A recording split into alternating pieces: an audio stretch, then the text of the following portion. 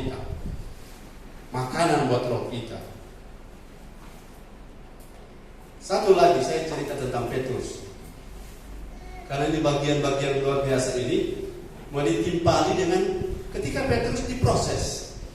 Kisah 5:15. Kisah 5:15 sama-sama. Ini Petrus punya cerita. 2-3. Bahkan, ayo semuanya yang bisa baca membaca. 2-3.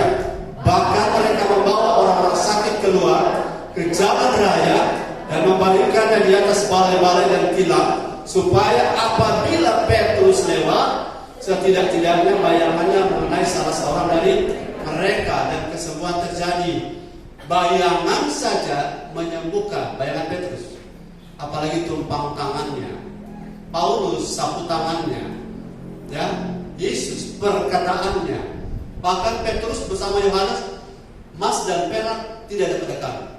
Tapi demi nama Yesus orang Nazaret itu aku berkata kepadamu, berdiri, bangkit, berjalanlah. Jalan, lompat dan puji Tuhan. Itu terjadi pada Petrus. Kalau saudara dan saya pada level itu, kalau tanpa pembentukan, kita akan sombong. Kita akan lupa diri. Pelayanan kesana sini, ibadah dengan firman tidak mau. Karena tidak ada waktu lagi untuk pembentukan. Yang ada adalah untuk show pelayanan. Tapi Petrus dicatat oleh firman. Yang pertama, Simon, apa arti Simon? Simon itu bulu atau bambu yang terkulai. Simon. Petrus atau Petros atau Petros bukan Petra, karena Petra itu Kristus. Petros adalah batu yang keras, tapi bukan batu karang Yesus Petra. Petros adalah batu walaupun kecil, Petros. Saudara, bagaimana mengubah Simon menjadi Petrus? Ini adalah proses sepanjang hidup Petrus. Dan saya mengalaminya. Kita semua mengalaminya. Sepanjang jalan hidupku Tuhan, bukan hanya menyanyikan kebaikan Tuhan, tetapi aku berserah pada pembentukan. Mana pemain keyboard mau nada? Saudara bersemangat bersama saya, haleluya. Haleluya. Bersukacita bersama saya, haleluya. Haleluya. Karena saya percaya Tuhan tidak berhenti untuk bekerja dengan saudara dan saya. Yakin saudara, sesuatu di alam roh yang sedang dibersih-bersihkan, bukan soal orangnya, tapi spiritnya, amin. Spiritnya yang sedang dibersih-bersihkan ini, satu-satu saudara akan lihat hasilnya. Karena setiap benih yang benar akan menghasilkan buah yang benar. Katakan amin. Dan setiap benih yang salah akan menghasilkan buah yang salah. Dan firman adalah benih yang benar. Dan firman ini kalau tumbuh di hati kita, orang keras jadi lembut. Orang yang pusing kepala kalau dengar firman akan enjoy dengan firman. Karena firman ini betul-betul memiliki the power of transformation, kuasa untuk mengubah.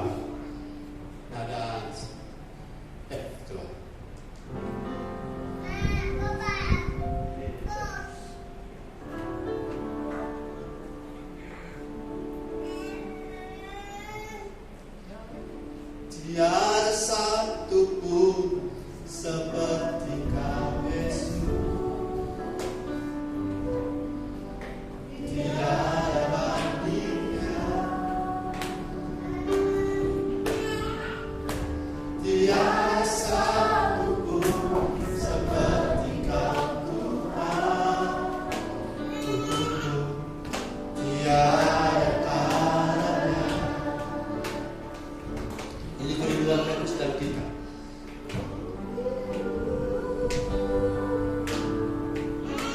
Menjadi seperti-Mu, Yesus.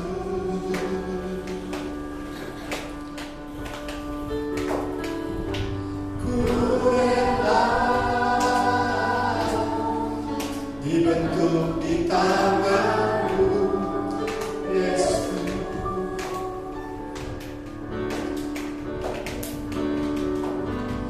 Ku rindu seperti-Mu,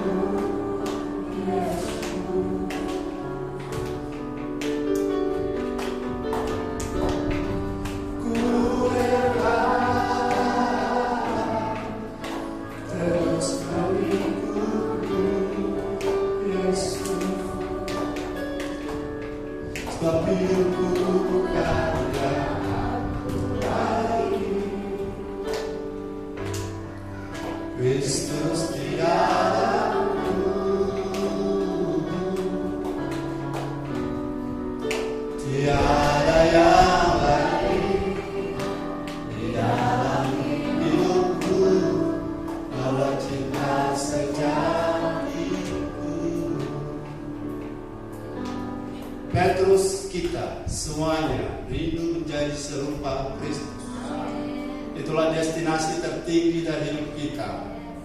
Kristus dibentuk, ya, dia makin berkenan, makin disukai, makin berhikmat, makin bertambah hikmatnya, makin bertambah posisi stature-nya. Lukas 2 kalau tidak salah 52. Coba lihat, Yesus saja, katakan Yesus saja meningkat. Haleluya. Lukas 2:52. Sama-sama kita baca 2-3.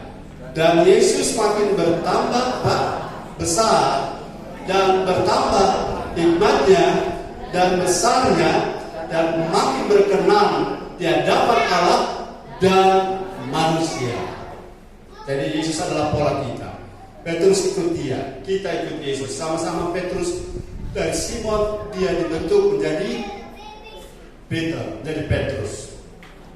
Mari kita lihat yang pertama, bagaimana pembentukan pada Petrus. Matius 16, 22-23.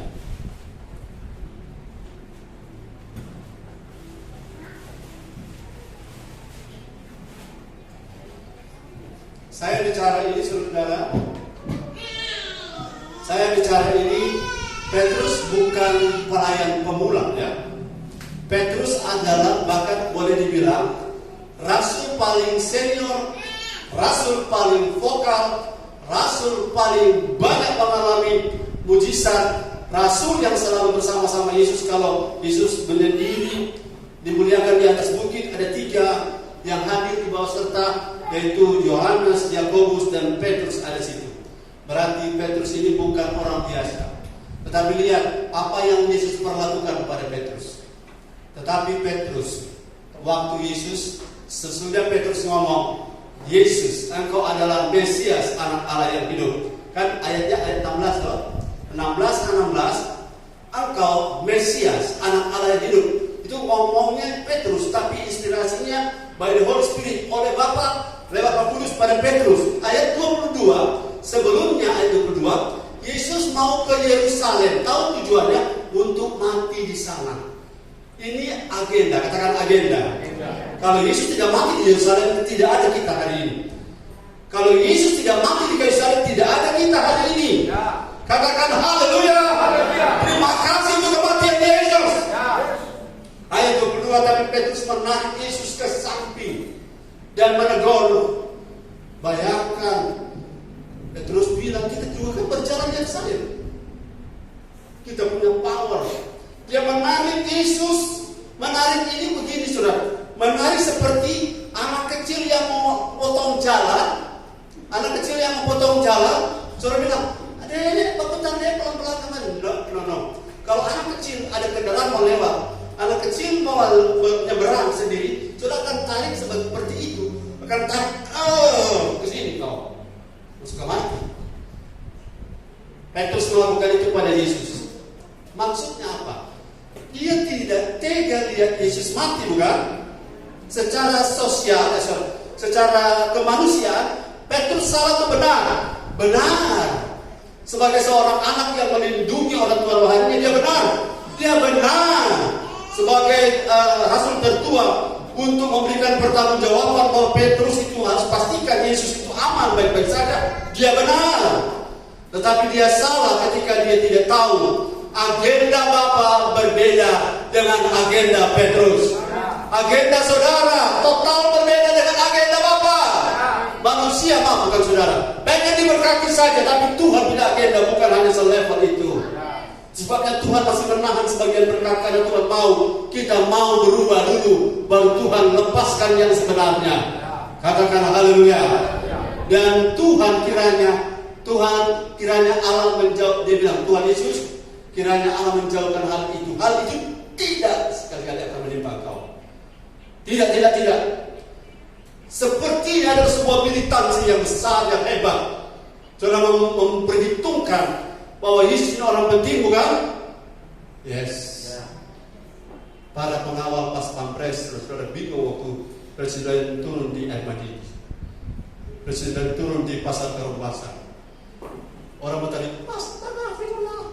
Maksudnya saking luar biasa. Saya bayangkan kalau jadi pas pampres, pusingnya tujuh keliling.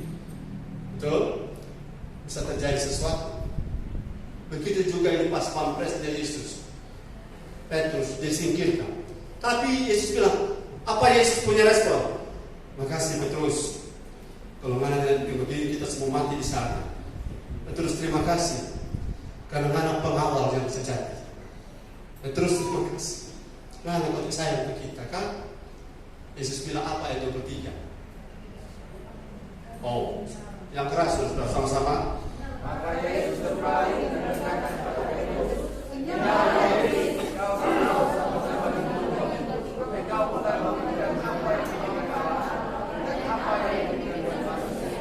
ya, inilah cleansing pertama dari daftar panjang. Cleansing pertama. Engkau memikirkan bukan apa yang dipikirkan Allah, walaupun tindakanmu baik. Tindakanmu terpuji, betul. Tindakanmu membuat orang simpati padamu, ya. Tapi kamu punya pikiran bukan seperti apa yang Allah pikirkan. Artinya agendamu berbeda. Halo, seorang yang berjalan di atas air bisa berbeda agenda dengan Bapa di sorga? Bisa. Seorang yang dipakai oleh Bapa menyatakan siapa Yesus yang sebenarnya cuma Dia yang benar, bisa berbeda agenda dengan Bapa di sorga? Bisa, apalagi kita. Itu sebabnya cleansing dari kehidupan kita berlangsung selama hayat masih. Selama hayat masih di kandung badan, tetap terus berlanjut. Jangan berhenti, saudara-saudara. Jangan berhenti di tengah jalan, karena saya pun tidak berhenti. Kalau memang Tuhan sudah selesai dengan saya, maka selesailah saya. Tapi saya terus akan maju. Karena tiap hari, saudara, tidak perlu saya ceritakan. Kami mengalami proses tiap hari. Bukan hanya seminggu sekali. Beda dulu. Kami boleh santai-santai pergi 3 bulan, yang penting ibadah jalan.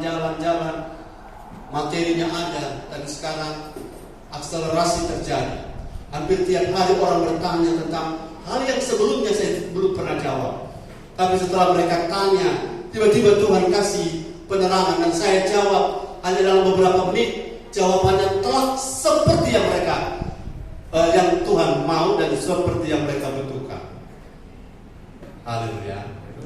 Cleansing pertama Petrus adalah agenda Petrus harus sesuai dengan agenda Bapa. Haleluya. Dari segi kemanusiaan, apa yang saya buat, berbagi sembako, orang senang, betul? Ada pelayanan berbagi sembako, apakah itu baik? Itu baik. Pelayanan mengusir-usir setan, apakah setan perlu tengking? Perlu. Ya, kalau dia suka keterlaluan, tengking. Tapi apakah itu sudah pasti sesuai dengan agenda Bapa? Belum tentu. Kita bisa saudara-saudara berkhotbah sekali, berkhotbah 3.000 jiwa dibaptis, itu baik. Betul? Baik. Tapi apakah semua khotbah itu dan jiwa yang datang sudah pasti sesuai dengan agenda Bapa di sorga? Belum tentu. Jadi dari mana kita tahu agenda Bapa di sorga? Dengar terus firman, makan terus firman, progres makan firman, dan Roh Kudus tuntun sampai kita tiba pada seluruh kebenaran. Hari demi hari makin terbuka. Dan itu tidak berhenti sampai kemarin. Hari ini maju terus. Hari ini terjadi pengingkapan. Jika firman tersingkap, itu memberi pengetahuan yang baru. Dan saudara-saudara akan lebih cakap. Dulu terasa berat, dulu membuat air mata menetes sampai ditampung di falo-falo hanya karena saya diri. Sekarang air mata masih sama falo-falo, tetapi air mata karena rasa syukur, air mata karena hadirat, air mata karena sadar bahwa hidup ini karena Tuhan saja. Itu air mata yang berbeda. Halo para pelayan altar, saya minta air mata hadirat, bukan air mata saya sendiri. Katakan amin. Karena Tuhan mengetahuinya. Tuhan bisa membedakan. Karena Tuhan punya sense of discerning itu tajam. Oke, yang pertama, saya pernah baca sebuah cerita. Tiba-tiba ada seekor kera di atas puncak pohon, dan ada sarang burung yang kosong, dan ada banjir besar, air keruh tebal sekali, kental sekali maksud saya. Ikan emas sedang mangap-mangap, hampir tenggelam, dan seekor kera monyet lihat ikan. Aduh kesian, tak tega aku melihat ikan ini sudah mau mati kesian. Karena ikan mas di air lagi mangap karena airnya kabur total. Ketika lewat di dekat kera ini, kera bilang, aku jatuh hati untuk menolong dia. Dan diambillah ikan itu dengan kasih, betul? Kasih toh menolong. Kemudian dia taruh di atas apa tadi? Sarang burung. Dan dia selimuti ikan. Ikan mau lompat air, dia tahan. Karena dia mau menolong, dia ingin berbuat baik, tapi dia lupa natur ikan. Justru di sarang dia mau mati. Dia mangap-mangap begitu, tapi kalau dia di air, dia tetap akan hidup. Soalnya dia terus hidup ini masih mangap-mangap, tapi kalau orang ada dalam agenda Allah, dalam agenda Bapa, kita masih tetap akan hidup. Kita walaupun berselimut tebal dalam kemewahan, tapi kalau kita di luar kehendak agenda Bapa, iblis keluar engkau. Engkau suatu batu sandungan bagiku. Saya tanya, apakah Petrus itu iblis? Bukan. Masa Simon Petrus iblis? Bukan. Apanya yang iblis? Agendanya. Ternyata orang dipakai Tuhan bisa ada agenda lain, bukan? Agenda siapa yang membawa ini penting dalam rangka kita increasing spiritual level. Dan hari ini increase the cleansing of life, pembersihan yang sedang berproses. Buka hati, buka diri, buka rohmu, karena perjuangan ini belum berhenti, belum selesai. Kita masih terus berjalan. Kita tidak puas dengan posisi hari ini. Dan saya ajarkan pada saudara, jangan puas dengan posisi pelayanan, karena posisi pelayanan bukan yang mendewasakan. Karena yang mendewasakan kita adalah firman dan Roh Kudus yang tiap hari cleansing orang. Kalau sekarang firman cleansing itu tidak akan berproses, tapi firman walaupun keras, saudara, firman yang keras di hati yang lembut tidak akan kontra. Firman yang lembut di hati yang keras tetap akan kontra. Karena firman itu punya power. Firman mengubah saudara menjadi lebih baik dari hari ini, menjadi lebih sabar, menjadi lebih kuat, menjadi lebih tenang, menjadi lebih enjoy, menjadi lebih damai sejahtera. Walaupun caranya, saudara, tidak seperti mangap-mangap, tidak mampu ini orang ada di air. Tapi kalau air itu adalah firman, kita tetap akan hidup karena kodrat kita. Kita tidak bisa hidup tanpa firman. Rohmu, roh saya, apapun kehebatan saya, tidak bisa hidup tanpa firman. Dan roh yang mati biasanya tidak respon Tuhan. Sedangkan kalau orang mati bisa respon?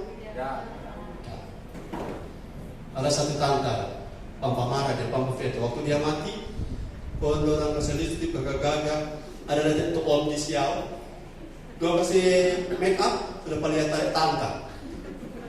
Itu ibu kembar ada dia. Waktu itu tante seperti listrik so gagah ke orang bilang, tante listrik so menol sekali, apa dia marah? Tidak. Kalau rohmu mati karena tidak makan firman, engkau tidak akan merespon hal-hal rohani. Tapi hal-hal duniawi engkau akan cepat respon. Tapi kalau hal-hal rohani, kalau rohmu mati, kau tidak bergairah. Makanya saya tidak heran kenapa orang suka terlalu bergairah. Responnya itu ukurannya. Kalau Tuhan itu penting, Tuhan pasti nomor satu. Katakan amin. Kalau Tuhan itu penting bagimu, Tuhan pasti kau hormati. Haleluya. Amin, Andri. Amin. Haleluya. Amin. Yes. Haleluya. Yes. Amin. Amin. Puji Tuhan. Luar biasa Yesus. Haleluya. Amin. Yes. On fire. Yes. Let the God.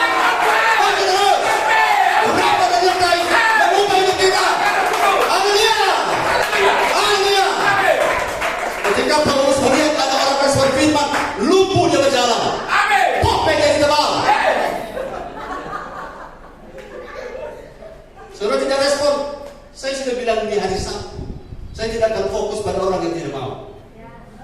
Kemarin saya sudah bilang, toh, saya tidak mau buang tenaga saya untuk orang yang tidak mau respon.